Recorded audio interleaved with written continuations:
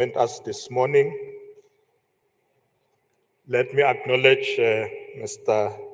Wallace Pascarini, President Offshore Atlantic Basin, who addressed us this morning.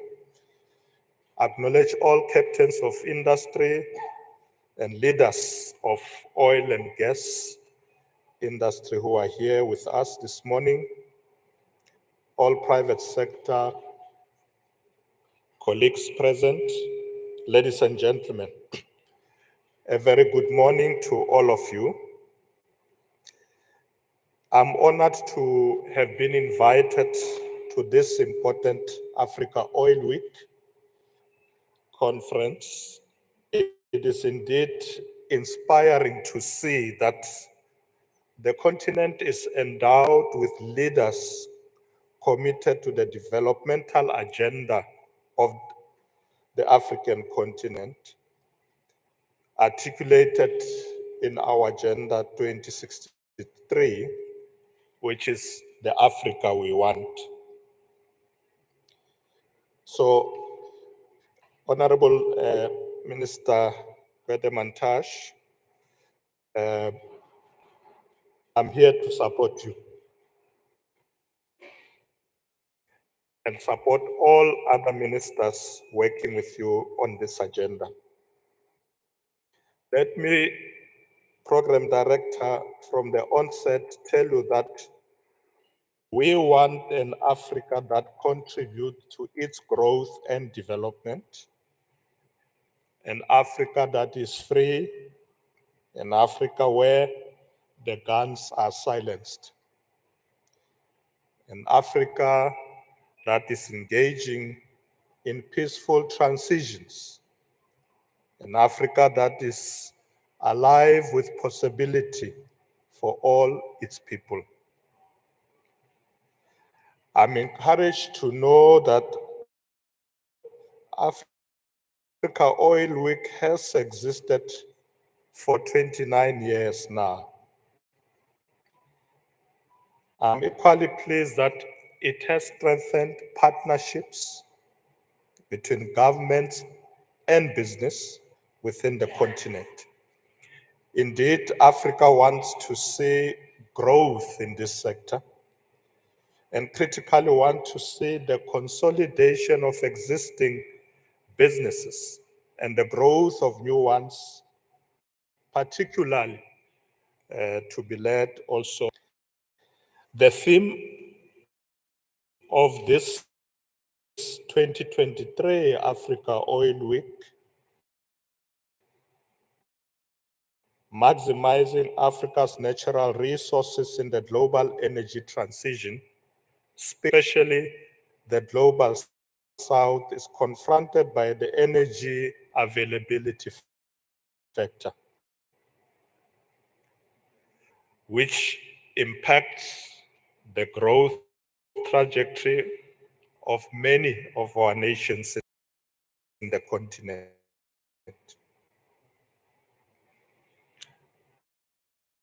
Indeed, as a continent, we must champion the pause to maximize Africa's natural of global energy transition.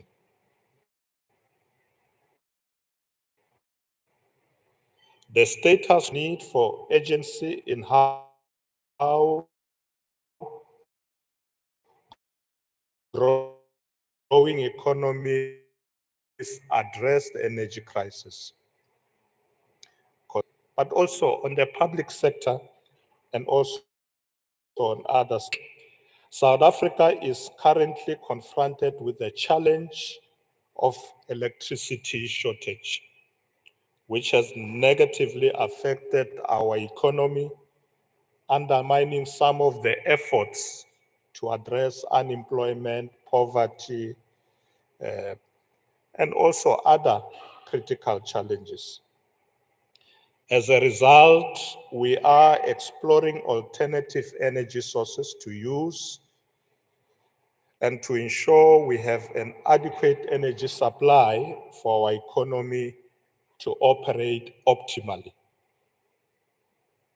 Given the program for Africa Oil Week, I'm confident that over this week, you will have meaningful discussions that can serve and better respond to some of the challenges we have as a country and collectively as a continent. Program Director, over the past few decades, the narrative of Africa Rising has taken a center stage. We have remained optimistic about our continent. We have always believed that Africa will rise and carry everyone with us. The rise of Africa has been seen recently in critical African economies such as those of Nigeria, Ghana, Rwanda, Kenya, Angola, South Africa, and others thriving amidst global challenges such as COVID-19 pandemic and its aftermath. The African continent is taking its rightful place globally as an actor in political and economic discourse. African nations have acted as a bloc in their commitment to the Africa Continental Free Trade Area Agreement, which aims to improve intra-African trade and investment, industrialization, and reindustrialization of the continent's growth path. As leaders across various sectors, we are focused on safeguarding these gains and pursuing regional integration and development. Therefore, as delegates to the Africa Oil Week, we must consider and broaden existing avenues for partnership for economic development across the continent in this sector of oil and gas. For example, the African Development Bank's Africa Investment Forum is a game changer in this area, providing a platform for African countries and investors to close investment gaps for us to achieve our developmental goals. This is an initiative that must be supported. Program Director, there is no doubt that oil and gas have an integral role in shaping the growth and development of our continent. And this platform provides an opportunity for us to strengthen collaboration and intra-trade further for our economies to grow. I want to reiterate that platforms such as Africa Oil Week and others are strategic in providing an opportunity for the continent to converge and on shared issues and exploit areas for partnership, economic growth, and development of our continent. Such regional convergence can also help us better respond to some of the global crises we have seen in the recent past. As governments in the continent, we are open to interventions and partnerships that will assist economic growth of our economies and ultimately serve the needs of the people we lead. Ladies and gentlemen, as a natural resource continent, Africa, through its resources, has significantly contributed to the expansion of many developed economies worldwide. It is indeed a paradox that while the continent boasts a wealth of resources, it is still largely confronted by high levels of poverty and underdevelopment. The profitability of mineral resources has provided nations with capacity to maintain industrial activities, as well as ensuring that there is energy security in their countries. In the world that we live in today, mineral resources are the currency that drives economic growth.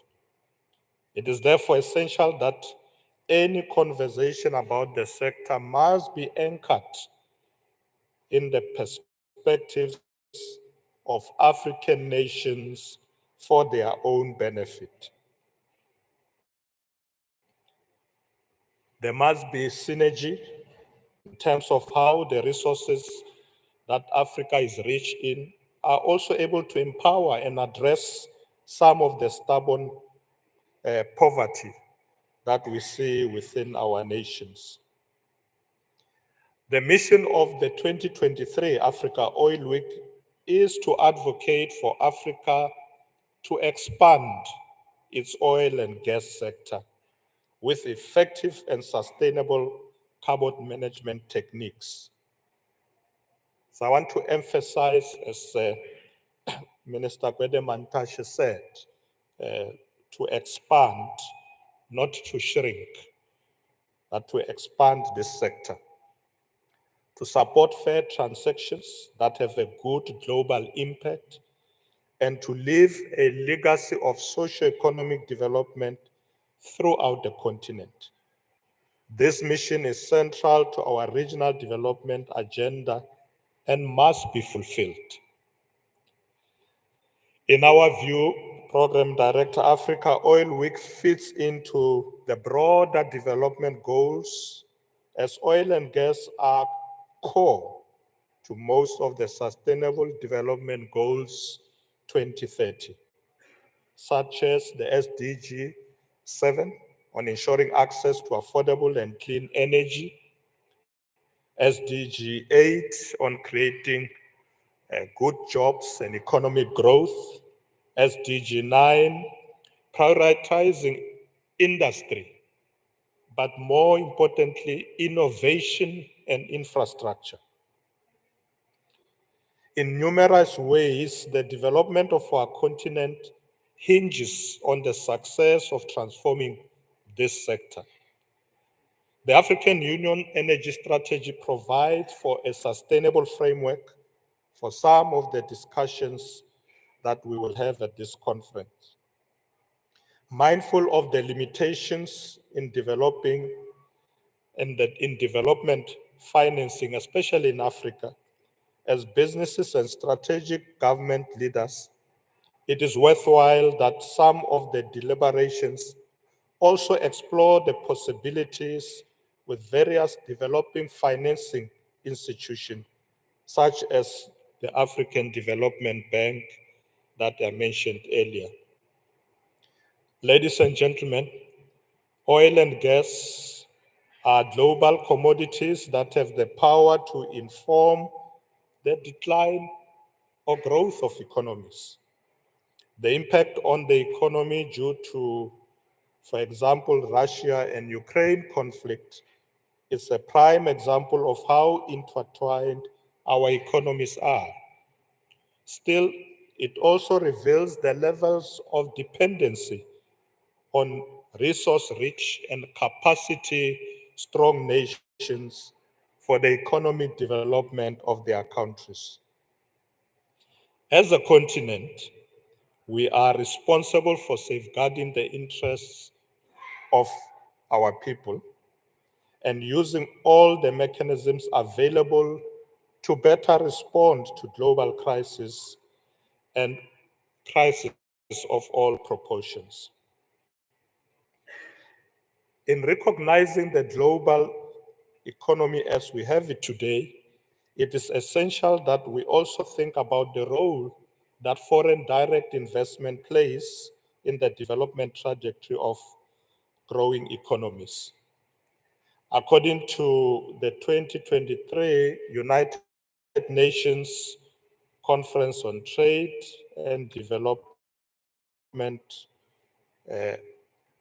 UNCTAD report on the world's investment, the number of companies investing globally decreased by 12% in 2022 to 1.3 trillion US dollars. Foreign direct investment fell by 36.8 billion US dollars. Investments in the renewable energy sector have contributed significantly to FDI. However, not enough has been done to expand renewable energy, particularly in low middle income countries. In the light of this, there are notable opportunities for the expansion of FDI in some of our African countries. Countries such as ourselves here, South Africa, Angola, Cote d'Ivoire, Egypt, Nigeria, Morocco, to mention uh, just a few. This confirmed that foreign direct investments are essential in achieving the socio-economic goal we set ourselves as individual countries, but also collectively. The widening investment gap must also guide the conference in narrowing down avenues available to maximize efforts, especially in the oil and gas sector. Ladies and gentlemen, it is impossible to discuss oil and gas industry without reflecting on the global climate crisis. In talking about this, we must be honest about the need for just efforts in responding to climate change, the politics around climate change, and how understanding this as complex and requiring more than just annual commitments made at the Congress of Parties is instrumental in dealing with the crisis in the way that benefits Africa. However, our collective development as a continent should be a priority. And as leaders, we must equally be aware of the limitations given the preponderance of global warming. While recognizing the need to reduce carbon emissions, we are also aware and committed to economic development. Carbon management techniques should be used to assist with the mitigation of harmful greenhouse gases while we introduce renewable energy sources. Africa must set its transition period with reasonable terms and expectations, specifically considering its developmental needs. Other nations globally are doing the same. And I want to emphasize that, ministers, that it's important that we don't allow other people to set up time frames for us. We need to set time frames for ourselves because we know the needs of our countries, we know the needs of the continent. Because often we get given resources or money and told you need to transition within this period. We must say no to that and be able to look at our own needs and be able to set those time frames. Because as Africa, we must keep the lights on during the transition period. Fossil fuels like oil and gas provide the capacity to manage the transition without further jeopardizing our developmental objectives. So there are ways to mitigate harmful greenhouse gases as we use these fossil fuels, as Minister Gwede Mantashe said. We therefore, Program Director, welcome that this conference presents an opportunity for African leaders to address some of the challenges that we are facing, such as access to capital for the financing of proposal for energy production, removing disintegration in our energy pursuits, and providing a platform for strategic policy discussion towards communities of practice in consolidating the shared agenda for building energy capacity in the continent. In conclusion, Program Director, I hope that you will have a meaningful conference that will provide a strategy for our individual and collective goals towards maximizing the opportunities that exist already, as well as contributing to achieving the broader development goals that we have towards Sustainable Development Goals 2030, and paving the way for the African Union's Agenda 2063, which is the Africa we want. Minister Gwede Mantashe has already agreed with you that I will stay with you until lunchtime so I can be able to listen and benefit from the inputs that will be made today.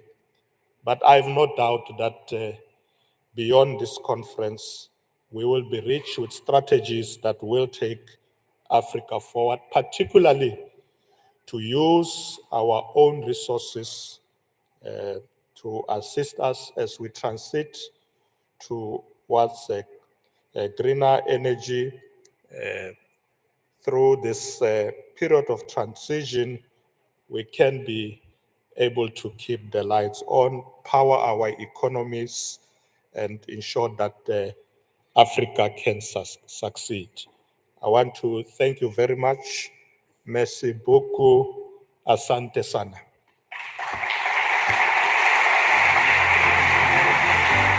Your Excellency.